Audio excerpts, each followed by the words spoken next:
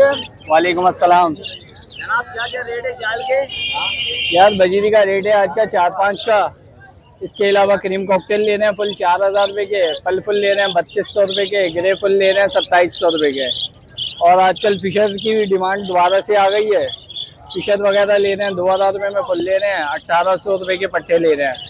और ब्लू पसनाटा भी ले रहे हैं 3,000 रुपये का पेयर। लब्बट लोटिनो ले रहे हैं 3500 रुपये पेयर। फिंच और डब का आज ऑर्डर नहीं है, वैसे 250 रुपये मार्केट चल रही है फिंच की, 300 रुपये चल रही है डब की। मेरा नंबर है 0317259159। वालेकुम अस्सलाम। अल्हम्दुलिल्लाह। बजरी 500, 600, लोटिनो बड़ा 4,000 रुपये, कलर बड़ा 4,000 रुपये, फिंच 300 रुपये, डब 300 रुपये।